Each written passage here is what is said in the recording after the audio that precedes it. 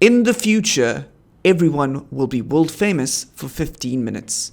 Andy Warhol said this in 1968, and 53 years later it appears his crystal balls were hooked up correctly. But what he didn't say was what that would cost us all. I think we can all agree that being world famous comes with an unspoken cost, or at least the expectation of one. As a public figure, we're told, you have a responsibility. You have a platform. You need to be good, to be a role model, to be a teacher, to speak up about social issues, and generally walk a tightrope that doesn't care about the person doing the balancing. Not what they believe, not what they want. If there is a debate to be had about the responsibility anyone has to meet these great expectations, the loudest and most opinionated people on the internet don't care. They will hold you accountable to their standards, no matter what. We are the everyone Warhol was talking about. Every single one of us is now a public figure, or at least has the potential to become one overnight and at any time. We compete for the attention, respect, and unyielding love built into fame. The satisfaction knowing strangers know about us and care about us. That's what celebrity is, right? With it, we'll be free. Except that's not true. If anything, the more famous you are, the more in debt to society you become, the more accountable you have to be to the loudest and most opinionated people on the internet. Unless you have that fuck you money, you can't tell them to mind their own business because you are their business. Time was society would rage against the machine, and that machine was the seat of power, the government. They made the rules, we challenged them, we tested them, we broke them. The government is still at the wheel, make no mistake, but now there's a buffer between us and them, and ironically that buffer is us. The internet interconnects us all, but it also makes every single one of us accountable to each other. Before we could only dream of uniting to effectively challenge the rule through a unifying event, but now we're shackled to each other day in and day out. Social media providing the chains. We are now both the machine and the rage, divided and imploding. So where are these rules? How can we possibly know what society deems to be acceptable when 7 billion people may have a completely different set of principles, morals, and perspectives? What is the clearest form of permissible speech? Who controls the Overton window? I would argue in the gap, it is the advertisers that are stepping into that role. Everyone that aspires to fame is better off coloring within the lines set by the advertisers on behalf of society. They are the gatekeepers, the authority, the feudal lords. If you do not heed them, you have no platform. And if you do, you are rewarded.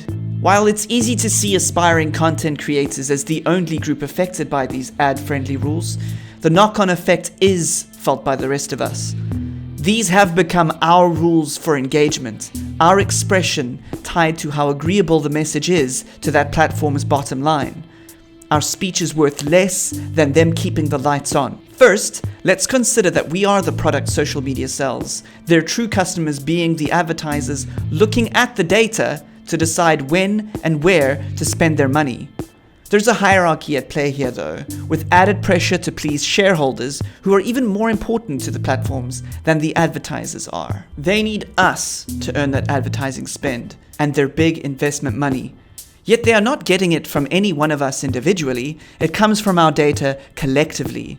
That data may not keep the roof over your head, but it is digital oil for platforms. So under the pretense of being ad-friendly, we are told to follow their rules and behave. Do not act out of line. Do not speak out on controversial topics. Because if we do, the platform has to remove us. They have advertisers and shareholders to answer to. Our ability to express ideas as individuals is not nearly as important to them as the data we produce. It is in this way that ad-friendly is not consumer-friendly. The need to protect this bottom line is leaned on time and time again, with pressure to deplatform, weaponized by hashtag campaigns to remove undesirables. The loudest and most opinionated people on the internet have slowly mainstreamed a twisted accountability under these conditions. Whether you agree with its existence or not, there is a growing list of examples of something coined cancel culture, and it has become undeniably worthy of discussion, or at the very least, awareness. In the United States, the law protects the platforms from the content they host via Section 230 of the Communications Decency Act of 1996. That is to say, the platforms cannot be held legally responsible for the content its users post if that content does not break existing laws. The catch being, they should not act as a publisher. However, moderating what users see or not comes debatably close to acting as a publisher, but that's an entire video on its own. Despite the protections afforded the platforms, it is moot to this conversation. See, the free market does not have such protections for stragglers and outcasts, as it churns our data collectively into a pool of ad-friendly soup for the soul. Smells like money. When it comes to speech, money supersedes law, because you cannot come between a corporation and its source of income in a free market. The business would implode regardless of what laws are created to protect our discourse. As usual, the so-called job creators are more important than any single individual. The needs of the powerful outweigh ours. With this in mind, you can begin to see where I'm coming from when I say ad-friendly is the antithesis of consumer-friendly, even as it operates under the banner of being friendly for consumption. This is an elegant excuse for the platforms, and an ironic one for social authoritarians. We have to behave properly on these platforms, to a certain standard, or they will fall, and we won't be able to communicate with grandma, or catch up with classmates not seen in decades, or fight pointlessly in the comments section. We are told to behave, or it will bring about the end of the free internet. The funny thing is, the internet is already on its way to being domesticated. We've already lost so much freedom in the hopes of protecting that freedom, and it's shrinking before our very eyes. Where safety is the concern, freedom is the cost. The centralizing of platforms leads to the centralizing of societal norms about what is acceptable. And it all tracks back to that elegant excuse, whether accurate or overstated, of being ad-friendly, of being safe for consumption. How are we, as consumers, acting against our own interests? Well, when we demand that they make moral decisions about what is acceptable speech on behalf of us, on behalf of you. This is especially true when these decisions are based on their own self-serving desires, to please shareholders, to attract advertising, to use our data, and protect their bottom line. The platforms require that funding, so they enforce their rules, and their rules are based on the most offended among us being placated. That's where it starts to become anti-consumer, when it acts directly against the best interests of the consumer. The silent lose out to the loudest. It is without a doubt in the best interests of the consumer to have freedom of expression and openness to debate controversial topics, to respectfully disagree with the mob and survive. That is disappearing rapidly. Meanwhile, the excuse ironically expressed by social authoritarians is, that's how business works. That a business is permitted to do whatever it takes to protect its bottom line. This is a strange argument, considering no one would defend that right in the context of climate change, as that is clearly damaging to us all. Is this not also true when this right opposes our freedom of expression on platforms that act as modern town squares? There are limits to what a corporation should be allowed to do to its consumers, even if the caricature of capitalism that its critics subscribe to tells them all is permitted for profit. This perversion of the free market to entrap us is both misrepresenting the intentions of the system and vindictively turning us against the freedom it affords individual expression. It is like drowning someone in water under the pretense that they need water to survive. Imagine telling cows how to behave if they want to be milked. Well, that's how platforms operate. They need all of you to attract the advertisers, but pretend they need the advertisers and not you. Oh sure, you get something out of being on these platforms. You have the ability to communicate with each other, albeit within the boundaries, and sometimes you can make a name for yourself or some money being on their platform. However, that carrot is saved only for those that follow the rules. Let's look at some of the boundaries set by YouTube on topics. Keep in mind that in some cases, you can include these aspects in your content, but that your content will be removed from suggested algorithms despite Section 230 protections, and run the risk of social authoritarians mass flagging your content, pressurizing advertisers, and running you off YouTube.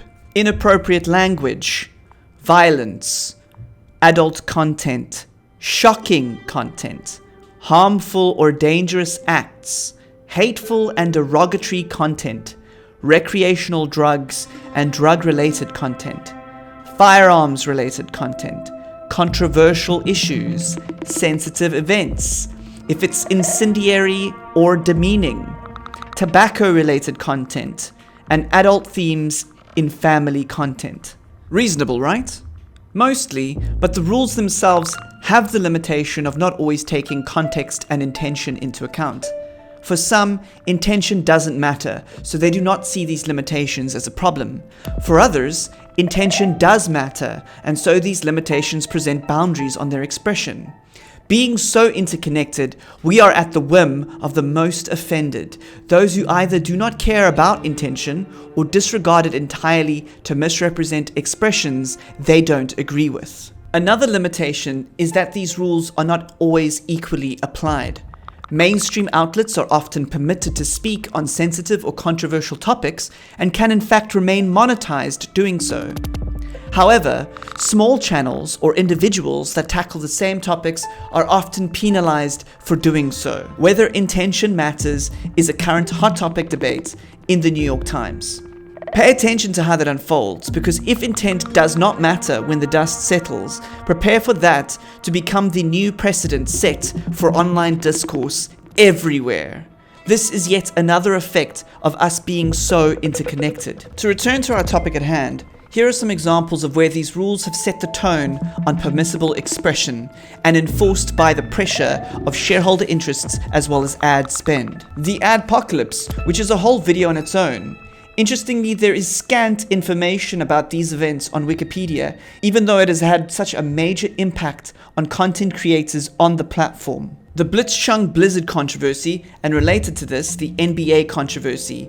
Even mentioning these events is going to ensure that this video is inconvenient and entirely not ad-friendly. In the lead up to the 2020 US elections, a specific article concerning President Biden's son, Hunter Biden, was getting the scrub on platforms as misinformation, even now as the events reported on are being taken more seriously.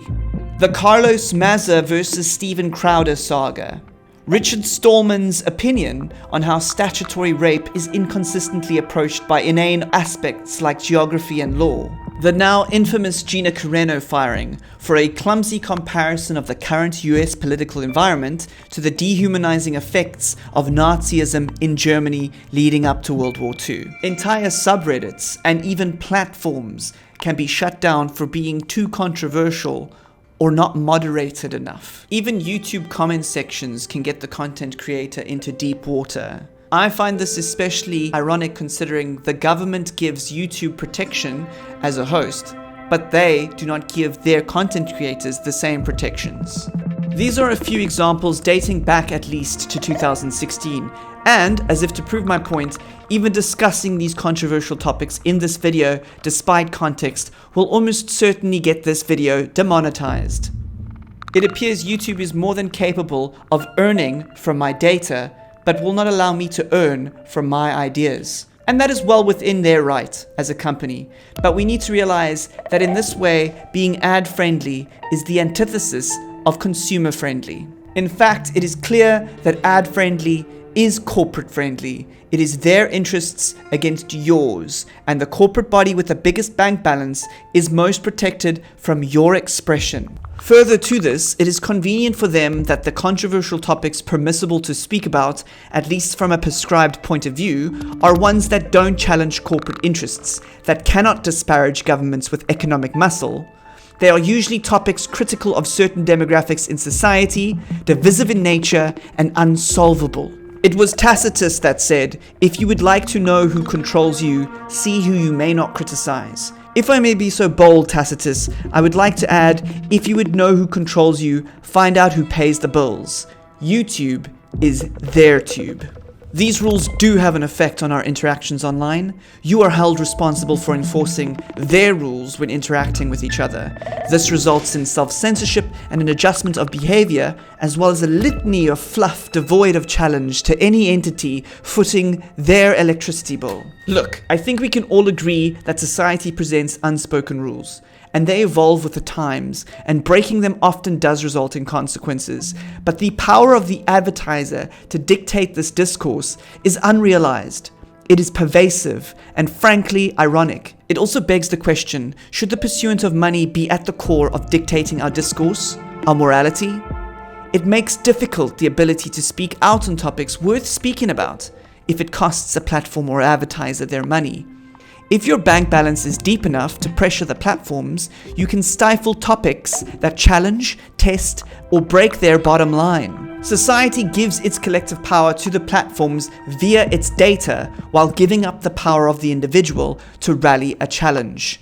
They use all of us to attract the advertisers, who in turn take cues from the rich and elite, all in the hopes of selling useless products to as many of us as possible. Does anybody feel advertisers are doing them a service? I'd be hard-pressed to find anybody who enjoys targeted marketing, pre-rolls, and email spam. No, but as soon as somebody in the public eye steps out of lines drawn up by the wealthy and powerful, it is the advertisers that pull the trigger, even if a handful of people harass them into action. It is a mess, and it puts the tyrannical into puritanical. We had the satanic panic of the 80s and 90s, the war on terror in the noughties, and now the strict adherence to whatever social issue is most precious to media groups, special interests, and those with power over our discourse. The effect on the platforms are now making themselves apparent inch by inch, as they are forced to centralize, bolster, grow, and malign outsiders to attract investment.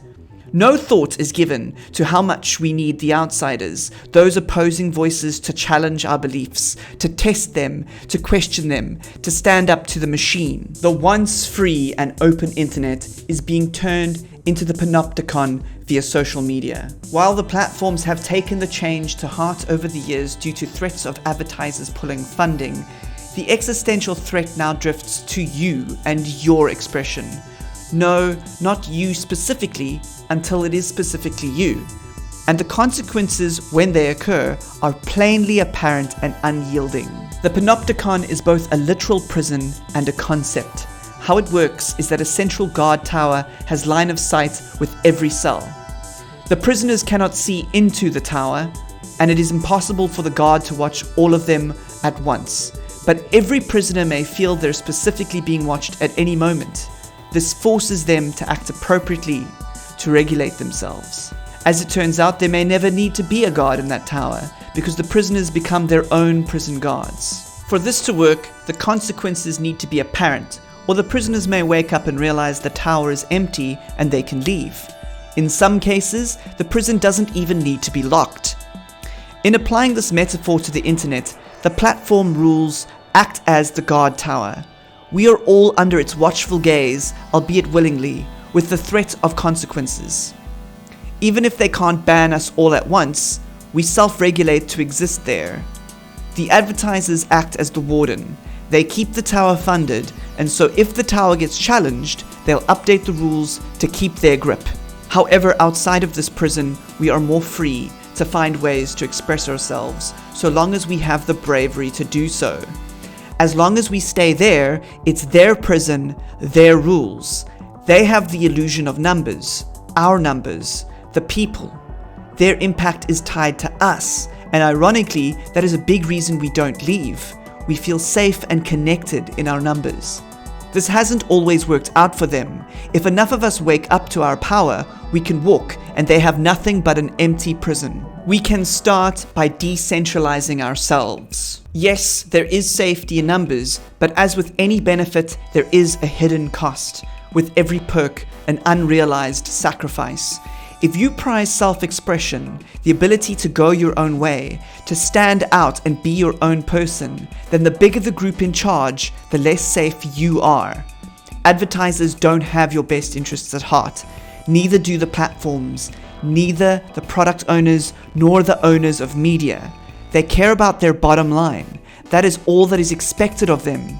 That bottom line may be your money, but it's not you. They are beholden to you. They realize this, but hope you do not. Unless you're the shareholder class, it is very unlikely your opinion as an individual matters at all. If we buy the life they sell us, the promise of greatness, of celebrity and sponsored streams, of ad spend and success, of riches untold and that fuck you money, if we aspire to be ad-friendly, we help them oppress our collective power. We put ourselves in the panopticon. The struggle for power becomes their power against our struggle. Their Pepsi can activism, their corporate-friendly pandering. We enter their panopticon willingly and self-regulate for that promise that we're on the right side of history. Isn't it weird to applaud the neo-bourgeoisie authoring our history? Ironically, the answer is to uncouple ourselves from each other. When they use the power of our numbers, or at least the illusion of our numbers, against us to attract advertisers, to police morality, we end up fighting ourselves. And make no mistake, we are so powerful collectively. There are ways to weaponize the illusion of the will of the people against the will of the people. When you can make 5 social accounts appear like 5,000, the rationalizations can DDoS social issues with unearned weight, literally manufacturing consensus via social media sentiment. We cannot fight ghosts. We cannot stand up against faceless arbitrators. It is impossible to see decisions made with no transparency. How many reports does it take to remove a video? Why? Who made the decision? We will never know as we march on to the next hot button topic, foraging public sentiment in the shadows and setting the rules of engagement by measured metrics such as engagement and ad spend. The fear of losing our social platforms, of being silenced, maligned out of the herd, to lose our safety, all of these are motivators to stay in the panopticon, locking ourselves from within. If the platform were to shut, we still exist. We don't disappear. We will find another way to contact grandma, to catch up with classmates long gone, to share cat pictures, to express ourselves genuinely without fear. Maybe this time we can retain our freedom and take back our power as a society from the advertisers, from the shareholder class, from the rich and powerful. It is not a complete solution to simply unplug yourself from the matrix, but it is a start. And encouragingly, it may have the added effect of boosting mental health. Necessity breeds innovation. Innovation breeds convenience. And convenience creates comfort. Comfort is a gilded cage that is locked from the inside.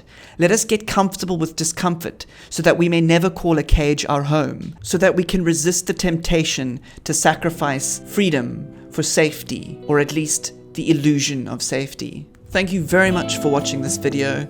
I hope to do more of these throughout the year. Links to sources discussed in this topic are in the description below. Please do leave a like and subscribe if you would like to see more of this content.